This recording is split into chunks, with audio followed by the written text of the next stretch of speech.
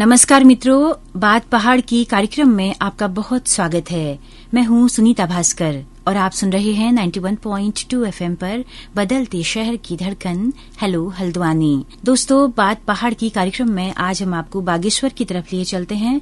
बागेश्वर के गरुड़ क्षेत्र में शिव सिंह बिष्ट, जो कि बहुत मुस्तैदी से पिछले 2 महीने से काम कर रहे हैं, कोरोना वॉरियर्स के तौर पर एक बहुत बड़ी भूमिका निभा रहे हैं और इस वक्त अभी प्रवासियों के साथ लगातार 3-3, 4-4 घंटा फोन से बात कर कर उनका मनोबल बढ़ा रहे हैं, जहां तो वहीं उनके आने के इंतजाम भी कर रहे हैं। तो दोस्तों, आज हम बात करेंगे उनसे कि प्रवासियों को लाने के लिए वो क्या क्या प्रयास कर रहे हैं और जो प्रवासी आ चुके हैं उनके लिए किस तरह से वहां पर काम हो रहा है। शिव जी, आपका बहुत बहुत स्वागत है हमारे इस कार्यक्रम में। धन्यवाद। शिव जी, सबसे पहले मैं जानना चाहूंगी कि बागेश्वर क्षेत्र में लॉकडाउन का असर किस तरह से दिख रहा है।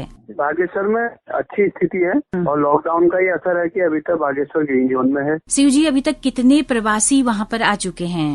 बागेश्वर में लगभग अभी तक 7 से 8 हजार प्रवासी रीच आ चुके हैं जब से लॉकडाउन शुरू हुआ है, और भी बहुत सारे लोग पहुंचने वाले हैं।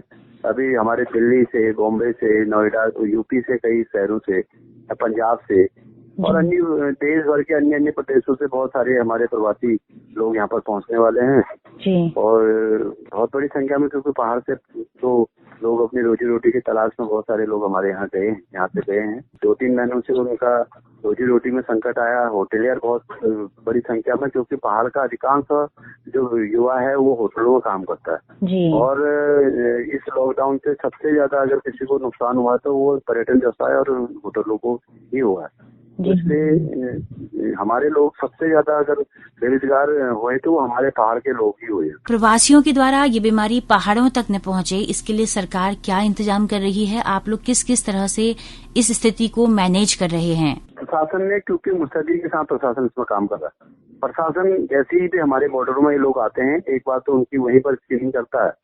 उसके बाद हमारा एक सेंटर बागेश्वर में बिलोना, जो हमारा रोडवेज रहता है, वहाँ पर बना रखा है। वहाँ पर प्रॉपर इनकी चेकिंग होती है। उसके बाद जरा भी किसी में अगर का कोई बुखार या कोई हल्का भी सिम्टम जिसमें पाया जाता है, प्रशासन उसको वहीं बागेश्वर में कई सारे होटल प्रशासन ने अधिग्रहण कर रखे हैं और प्रशासन उनको तुरंत वहाँ क्वारंटाइन करा देता है जी। और जो ठीक और स्वस्थ नजर आते हैं उनको प्रशासन हमारे ग्राम प्रधानों के माध्यम से, हमारे जनप्रतिनिधि अन्य और तमाम हमारे सरकारी जो हमारे शिक्षक हैं, हमारे बहुत सारे लोग हैं, उनके माध्यम से उनको बिल्कुल। तो कहाँ पे उन्हें क्वारंटीन किया जा रहा है? क्या ये लोग होम क्वारंटीन में रह रहे हैं? हमारे पंचायत घरों में हैं हम, और जैसे कुछ लोगों के अलग मकान है हाँ। तो उन जिनके अलग मकान है उनको अलग मकानों में रखवा रहे हैं और पंचायत घरों में और विशेष रूप से जो प्राथमिक विद्यालय हमारे हैं, उन प्राथमिक विद्यालयों में भी हमारे ग्राम प्रधान, गांव वाले, क्योंकि इसमें सबसे ज्यादा जागरूकता हमारे गांव में है। आज ऐसा नहीं कह सकते हैं कि गांव में जागरूकता नहीं है। बहुत बड़ी संख्या में गांव के लोग भी और जिनके परिवार के लोग आ रहे हैं, खुद वो लोग भी, वो भी जागरूक है। वो भी कहते हैं भाई नहीं, इनको हम लोग सब लोग उनको, क्योंकि पूरा जो उनका चाहे खाने का सामान हो, चाहे उनके लिए जो बिस्तर हो, सारे गांव वाले उनके उन जगहों में पहुंचा रहे हैं, उनको प्रॉपरली दे रहे हैं। और कई जगह गांव वालों ने तो गैस, चूल्हा, सिलेंडर, सारी चीजें उनको देके उनको पूरा राशन वहां पर दे रहे हैं। कह रहे हैं भाई आप लोग यहीं बना के, क्योंकि 8-10 लोग आप लोग बनाओ और वहीं पर खाओ कुछ दिन, 14 दिन तक। गांव वालों ने भी उसमें प्रिकॉशन कर रखा है और मुझे लगता है कि अगर सारे हम जितने से हमारे गाँव वाले सब लोग और जो बाहर से आने वाले सहयोग कर रहे हैं, तो मुझे नहीं लगता कि कोरोना यहाँ आएगा। बहुत ऐसे भी मामले सामने आए हैं कि लोग उन्हें नहीं आने दे रहे हैं। क्या ऐसी स्थिति यहाँ पर है बागेश्वर में? नहीं, थोड़ी सा गांव में नहीं आने देने वाला तो नहीं है, लेकिन लोग ये है कि उनको समझा रहे हैं। गांव के लोग नहीं ऐसा नहीं है। जो जाना चाहता है तो उसको, क्योंकि प्रशासन के तौर पर होम क्वारंटाइन उन लोगों को करा गया है, ऐसा नहीं है। गांव वालों उसको रोक नहीं रहे हैं, बल्कि उनसे कह रहे हैं भाई आप अगर अलग रहेंगे तो गांव भी सेफ रहेगा, हम लोग भी सेफ रहेंगे, उनका परिवार भी सेफ रहेगा। सुरक्षा की दृष्टि से सब लोग प्रयास कर रहे हैं भाई, और ऐसा नहीं है कोई जोर जबरदस्ती किसी के साथ किया जाए। शिव जी, 7 से 8 हजार काफी बड़ी संख्या है जो लोग प्रवासी पहाड़ आ चुके हैं। तो इन लोगों को संस्थागत क्वारंटीन किया जा रहा है या फिर होम क्वारंटीन? अभी ज्यादातर संस्थागत क्वारंटीन में, होम क्वारंटीन बहुत कम लोग हैं। संस्थागत जो क्वारंटाइन में कर रखा है ज्यादातर वो लोग हैं स्कूलों में, हमारे पंचायत घरों में, ऐसी जगह सब लोग रुके हुए। तो उनके खाने पीने की कोई दिक्कतें तो नहीं आ रही हैं? नहीं, अभी खाने पीने की कोई दिक्कत नहीं आ रही। देखो, हम लोगों ने जिस दिन 22 मार्च को जनता कर्फ्यू और उसके 23 तारीख से हमारे प्रदेश में लॉकडाउन शुरू हो गया था। माननीय प्रधानमंत्री जी द्वारा बाद में घोषणा करी गई, लेकिन हमारे प्रदेश में 23 तारीख से ही लॉकडाउन शुरू हो गया था।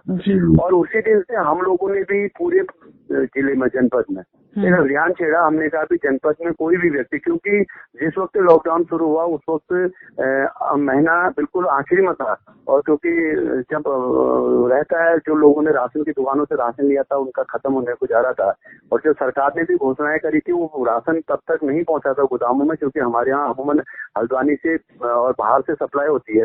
तो हमारा प्रयास था कि हमने गांव-गांव में हमने कहा भाई हमारा कोई भी व्यक्ति, गांव का कोई भी व्यक्ति भूखा न रहे, ऐसा हमने पूरे जनपद में हमारे तमाम कार्यकर्ता, हमारे तमाम सामाजिक क्षेत्रों में काम करने वाले लोग, हमारे शिक्षक लोग, मतलब हमारे जो सरकारी लोग हैं इस जनपद में, तमाम लोगों ने घर घर जाकर लोगों को राशन उपलब्ध कराया। घर घर जिसको तेल, साबुन, इवन पूरी सामग्री जो उससे जीवन में उपयोगी साबित सिद्ध हो सकती है, ऐसे पूरा गाँव पहुंचाने का काम हमारे इस जनपद के लोगों ने करा। आपके माध्यम से मैं अपने समस्त इस जनपद के, चाहे हमारे टैक्सी यूनियन के लोग हों, चाहे व्यापार संघ के लोग हों, चाहे तमाम सामाजिक संस्थाएं हों, तमाम राजनीतिक दलों के लोग हैं, उनको भी धन्यवाद करूंगा कि उन सब लोगों ने इस वैश्विक महामारी के समय इस जनपद में एक होकर से अपने काम कर। आप तो 2 महीने से लगे हैं, लोगों के जीवन में क्या क्या बदलाव आपको लग रहे हैं इन 2 महीनों में? लोगों के जीवन में निश्चित रूप से बदलाव आया। जो लोगों को लगता था कि पहाड़ में कुछ नहीं है, पहाड़ में क्या करेंगे, क्या खाएंगे, आज काफी लोगों को लगा कि पहाड़ की बहुत बड़ी जो महत्व पहाड़ का है, पहाड़ में लोग वापस आ रहे हैं। लोगों को लग रहा है भाई नहीं, हमारा घर है, हमारा पहाड़ है, जो कहीं ना कहीं एक तरह से हमारे लिए सुरक्षित स्थान भी है।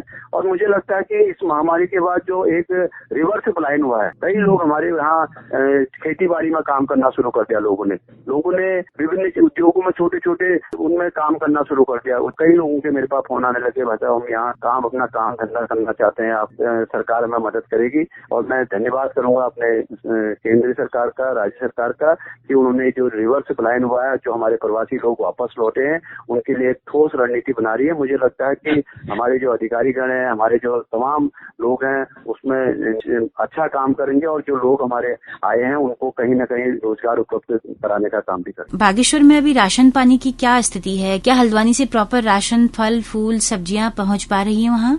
हाँ, मैं कह सकता हूँ कि पहले दिन से और आज के दिन तक हमारे वहाँ जो सप्लाई है, चाहे वो राशन की हो, चाहे सब्जी की हो, चाहे अन्य चीजों की हो, लगातार बिल्कुल जारी रही। कहीं पर भी किसी भी गांव में इस तरह की कोई समस्या उत्पन्न नहीं हुई। और जो हमारा खाद्य विभाग है उसके द्वारा भी अग्रिम लोगों तक राशन पहुंचाया गया। जो दूरस्थ क्षेत्र है हमारे, उन तक वहाँ जून तक का राशन उपलब्ध करा दिया गया। हमारा कपकोट क्षेत्र का जो दूरस्थ क्षेत्र है, बदिया कोट, इन क्षेत्रों में जून तक का राशन अग्रिम पहुंचा दिया गया। बाकी हमारे जो नजदीकी क्षेत्र हैं, लगातार उनको खाद्य विभाग द्वारा बहुत अच्छी तरह से कार्य करा गया, और उन्होंने बिल्कुल गाँव में अग्रिम लोगों को राशन उपलब्ध कराकर कहीं पर भी लोगों को एहसास नहीं होने दिया। शिव जी, अभी और क्या चुनौतियाँ आपको नजर आ रही हैं और उसके लिए किस तरह से आप लोग लगे हुए हैं? देखिए, एक तो हमारे को चुनौती बहुत बड़ी हमारी है कि जो हमारे बॉम्बे और दिल्ली में और लोग फंसे हैं, वो लोग बहुत परेशान हैं। और देखो, वो 2-3 महीने भी उन लोगों को हो चुके हैं वहाँ, और वो लोग बहुत बड़ी संख्या में वापस आने वाले हैं। और जब वो बहुत बड़ी संख्या में आएंगे, क्योंकि हमारे भी सीमित संसाधन है, तो हमें थोड़ी बहुत दिक्कत होने वाली है। क्योंकि अगर उतनी बड़ी संख्या में एकदम वो लोग यहाँ पर पहुंच गए तो क्वारंटाइन की, क्योंकि पहाड़ों में कई लोग ऐसे हैं जो उन्होंने पूरी तरह से छोड़ के चले गए थे, और उनके पास 1-1, 2-2 कमरों का मकान है, और एक जो हमारे स्कूल हैं, प्राथमिक विद्यालय हैं, पंचायत घर है, जो नजदीकी हैं, वो लगभग हमारे उनमें जो अभी तक लोग आ गए वो उनमें आ चुके हैं। जो बड़ी संख्या में लोग आएंगे उससे निश्चित रूप से थोड़ी हम लोगों को उसके निपटने के लिए हमें व्यापक तैयारी करनी पड़ेगी। हमें बड़े इंटर कॉलेज खाली करके उन इंटर कॉलेजों में संस्थागत क्वारंटाइन करने के लिए लोगों को कहना पड़ेगा, और उसके लिए हम लोगों को निश्चित रूप से पूरी तैयारी, चाहे जिला प्रशासन हो, चाहे हमारे स्थानीय सामाजिक जो संगठनों के लोग हों, चाहे राजनीतिक दलों के लोग हों, उसको सबको मिलकर, देखो इस महामारी में, इस वैश्विक महामारी में हम सब लोगों को मिलकर काम करना पड़ेगा। प्रशासन के संग मिलकर, हमारे सामाजिक संगठनों के लोग लगातार हम लोग मिलकर काम कर भी रहे हैं, और आगे भी अगर हम सब लोग मिलकर काम करेंगे तो चुनौती का सामना हम लोग कर सकते हैं। यहाँ बाजार में, छोटे कस्बों में सोशल डिस्टेंसिंग का कितना पालन हो पा रहा है? क्या लोग मुंह ढक के बाजार तक पहुँच रहे हैं? मैं मानता हूँ कि हमारे पहाड़ के लोग, मैंने आपसे कहा ना, हमारे लोग जागरूक लोग हैं, और इस जागरूकता का एक ये है कि गांव में भी, जबकि होम क्वारंटाइन के बावजूद भी जो बाहर से भी लोग आ रहे हैं वो अपने आप को संस्थागत क्वारंटाइन कर रहे हैं। और बाजार में भी मैंने देखा कि हमारे लोग एक सोशल डिस्टेंस बना के चल रहे हैं। और अमूमन लोग हम लोग तो, क्योंकि मैं जरूर से जब बागेश्वर की ओर आ रहा तो आया, तो अगर मुझे 100 लोग नजर आए तो 100 में से 90 से 95 लोगों के मुंह में मास्क थे। तो मैं कह सकता हूँ कि पूरा हमारे लोग सावधानी बरत रहे हैं और इसका परिणाम भी है कि हमारा, जब हम लोग सावधानी बरत रहे हैं, सारी चीजें कर रहे हैं, तो अभी तक हम लोग बचे हुए भी हैं, ग्रीन जोन में भी हैं। अच्छा, जो गाड़ियां चल रही हैं उनमें कितने लोग बिठाए जा रहे हैं? उसमें 3 से 4 लोग बैठा के ला रहे हैं। टैक्सियों में भी लोग, अब जो पहले पहाड़ों में क्योंकि लोग बहुत बड़ी संख्या में टैक्सियों में लोग बैठ के जाते थे, लेकिन टैक्सियों में 3, 4 और जो 10-12 सीटें हैं उनमें 5 ऐसे करके लोग बैठे। तो टैक्सी में भी सोशल डिस्टेंसिंग। ऐसा तो नहीं है कि किराया बढ़ा दिया है अगर सवारियां कम हैं तो? अभी बहुत बड़ी संख्या में लोग नहीं भी आ रहे, लोग भी समझ रहे हैं जिसको बहुत जरूरी काम है घर से वही निकल रहा। मैंने पहले ही से हम लोग आपको बोल रहे हैं कि हमारे लोग बहुत जागरूक हैं, पहाड़ के लोग, और लोग बहुत अनावश्यक रूप से भी बाजार में नहीं आ रहे। जब से लॉकडाउन हुआ है अनावश्यक रूप से कोई बाजार में नहीं आ रहा। जिसकी बहुत ज्यादा अति आवश्यक कार्य है या कुछ का बैंक का कार्य है, किसी का बाजार से सामान लाना है, तभी वो लोग बाजार आ रहे हैं। अनावश्यक घूमने फिरने ऐसे कोई लोग बाजार नहीं आ रहे हैं। तो उससे क्या हो रहा है कि हमारी जो टैक्सियां चल रही हैं, छोटी निजी गाड़ियां हैं, उनमें बहुत बड़ी संख्या में लोग नहीं आ रहे। जब लोग घरों से बाजार नहीं निकलेंगे तो फिर टैक्सी वालों को भी बहुत सारी सवारियां नहीं मिलेंगी। कितने लोगों का कारोबार प्रभावित हुआ है, उनकी भरपाई कैसे हो पाएगी, आप क्या सोच रहे हैं? देखो, कारोबार तो बागेश्वर क्या पूरे विश्व में प्रभावित है। बागेश्वर उससे अछूता तो नहीं हो सकता है, लेकिन प्रयास कर रहे हैं लोग, हम लोग सारे लोग लगे हैं और सरकार भी लगी है और लोग लगे हैं, और निश्चित रूप से हम सब लोग मिलकर काम करेंगे तो इससे जो है, इससे हम लोग जो आर्थिक नुकसान लोगों को हुआ है उस आर्थिक नुकसान से भी बहुत जल्दी हम लोग उभरेंगे। अच्छा, बारिश बीच में हुई थी, काफी ओले पड़े थे, तो उससे कितना यहाँ पर फल फूल और फसल को नुकसान पहुँचा है? हमारे बहुत क्षेत्र में, हमारे कपूर के जो ग्रामीण अंचल है या गरुड़ क्षेत्र के या बागेश्वर के ग्रस्त गांव में है, उनसे लोगों का जो हमारे कई लोग जो फल का जो वृक्ष थे वो उनको नुकसान हुआ है। हमारे जो गेहूं की फसल थी कई गांव में, ओलावृष्टि से उन गेहूं की फसल को बहुत बड़े नुकसान हुआ है और उससे नुकसान हुआ है हमारे कई लोगों। शिव जी, आप 2 महीने से काम में जुटे हैं, कोरोना वॉरियर्स के तौर पर आप बिल्कुल मुस्तैदी से तैनात हैं, राशन पानी राहत आपने लोगों तक पहुंचाई है। क्या दिनचर्या है आपकी, थोड़ा सा हमारे साथ साझा करें। तो आजकल ऐसा है कि सुबह मैं 6 बजे उठता हूँ और रात के 10 बजे 6 बजे से उठने के बाद करीबन 6 बजे से 9 बजे तक लगातार लोगों के जो प्रवासी लोग हैं उनके फोन आते हैं, उनके फोन सुनता हूँ। उसके बाद आधे 1 घंटे में अपना तैयार होकर 10 बजे निकलता हूँ और रात को 10 और 11-12 बजे तक घर वापस पहुँच पा रहा हूँ। अच्छा शिव जी, जिन जिन प्रवासियों को आप फोन कर रहे हैं उसमें ऐसे लोग भी हैं जो वहाँ पर सेटल हैं, जिनके वहाँ पर घर हैं, लेकिन उसके बावजूद भी वो पहाड़ों को लौट रहे हैं या फिर आना चाहते हैं पहाड़ों में? बिल्कुल, मैं कई जो परिवार जिनका सेटल है, जिनके मकान है, ऐसे लोग भी वापस आ रहे हैं। ऐसे लोगों से भी मेरी कई बार वार्ता हुई, लेकिन मैं उन लोगों को, हम लोगों को अभी प्रयास रह रहा है कि उन लोगों से भी मेरा निवेदन है आपके माध्यम से कि पहले उन लोगों को वो लोग प्राथमिकता दें जो लोग हमारे होटलियर हैं, जो हमारे युवा हैं जिनका रहने की नहीं है व्यवस्था, जो एक कमरे में 20-20, 10-10, 15-15 लोग रह रहे हैं, पहले वो आ जाए। उसके बाद निश्चित रूप से वो, क्योंकि हमारे लोग हैं और ये पहाड़ सबका है, ये उनका भी है, हमारा भी है, उन सबका यहाँ स्वागत है।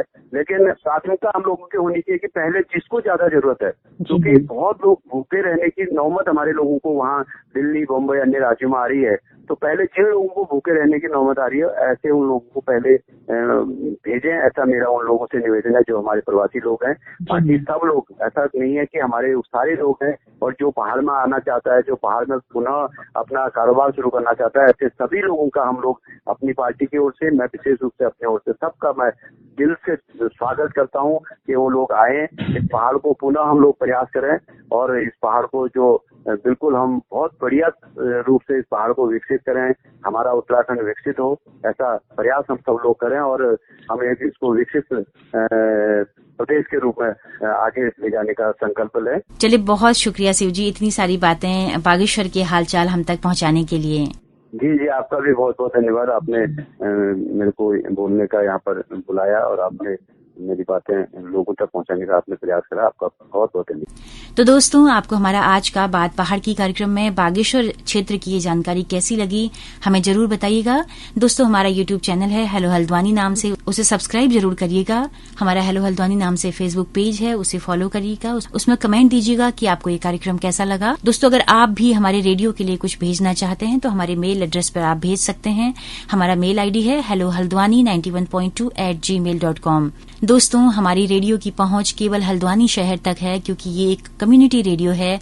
अगर आप दूर दराज पहाड़ों में हमारा रेडियो सुनना चाहते हैं तो गूगल प्ले स्टोर में जाकर हमारे हेलो हल्द्वानी ऐप को इंस्टॉल कर लीजिएगा और सुबह 10:30 बजे से लेकर शाम 4:30 बजे तक आप 6 घंटा हमारे कार्यक्रम सुन सकते हैं। इसी के साथ अपने रेडियो मित्र सुनीता भास्कर को दीजिए इजाजत। नमस्कार।